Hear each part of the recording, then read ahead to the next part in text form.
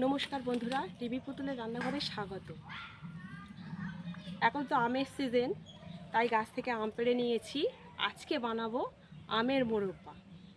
পুরো ভিডিওটি দেখতে থাকুন আর সঙ্গে থাকুন কিভাবে বানাই আমের মোরব্বা। এবারে প্রথমে আমগুলো ছাড়িয়ে নেব। আমগুলো খুব ভালোভাবে ছাড়াতে হবে, গায়ে যেন কোনো সবুজ অংশ না থাকে।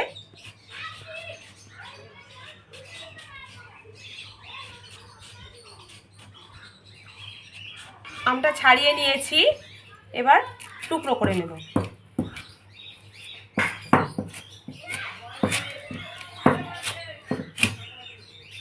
দু টুকরো করেছি,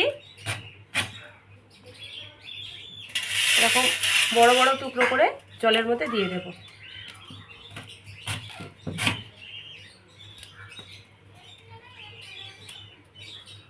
সব আমগুলো এইভাবে কেটে নেব। আমটা 6-7 বার জল পাল্টে পাল্টে ধুয়ে নিয়েছি যাতে কষটা বেরিয়ে যায়। এবারে এরকম একটা কাঁটা চামচ নিয়েছি, চামচ দিয়ে এইরকমভাবে আমটা পিছনে একদম খুঁচিয়ে খুঁচিয়ে ছিদ্র করে নেব। এইভাবে যদি আমরা প্রত্যেকটা আম এইরকম করে নিয়ে তাহলে মোরব্বাটা খুব সফট হয়।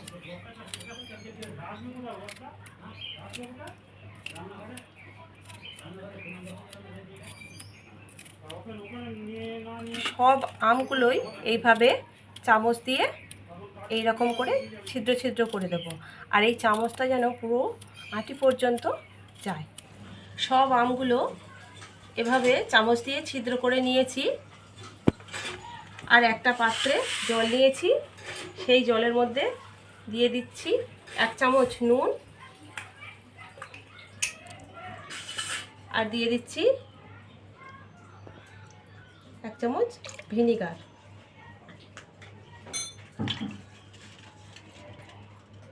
ভিনিগার আর নুন দেওয়া জলে এবার আমগুলো দিয়ে দেব। আমগুলো দেওয়ার পরে এই আমগুলো কমপক্ষে 2 ঘন্টা এই জলের মধ্যে ভিজিয়ে রাখবো। একটু বেশি সময় রাখলে ভালো হয়, হাতে কম সময়ের জন্য আমি কমপক্ষে এটা 2 ঘন্টা ভিজিয়ে রাখবো।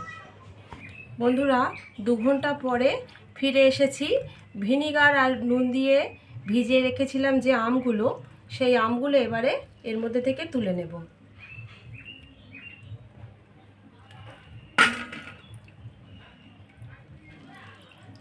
প্রত্যেকটা আম এই রকম চেপে চেপে নিতে হবে যাতে এর মধ্যে থাকা জলটা বেরিয়ে যায়।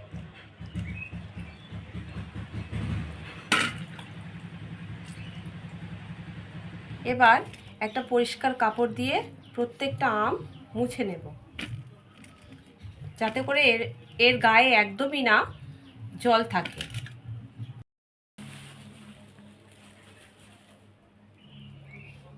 এবার উনুন জ্বালিয়ে দিয়েছি, কড়াই বসিয়ে দিয়েছি। চিনির একটা শিরা বানাবো, তার জন্যে বাটি মেপে দিয়ে দিচ্ছি 2 বাটি চিনি।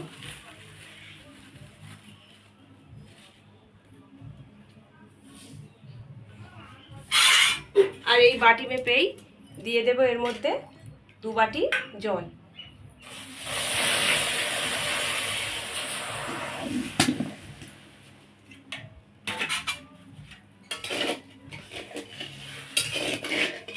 চিনির শিরাটা করে নেব।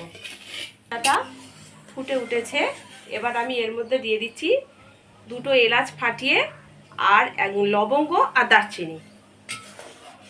এগুলো দিলে সুন্দর একটা ফ্লেভার আসে। বন্ধুরা, এবার এর মধ্যে আমগুলো ছেড়ে দেব। সব আমগুলো দেওয়ার পরে উনুনের জাল একদম মিডিয়াম করে আমি আধ ঘন্টা থেকে 45 মিনিট এটা জাল করে নেব। বন্ধুরা, আধ ঘন্টা মতো চিনির শিরায় আমগুলো জাল করে নিয়েছি।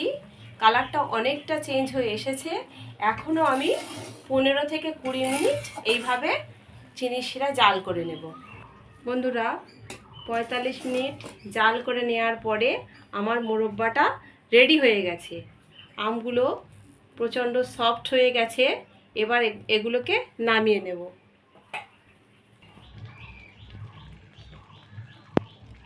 বন্ধুরা, তৈরি হয়ে গেছে আমের মোরব্বা। এবার একটা পাত্রে আমি তুলে নিচ্ছি। ভিডিওটি পুরো দেখার অনুরোধ রইল।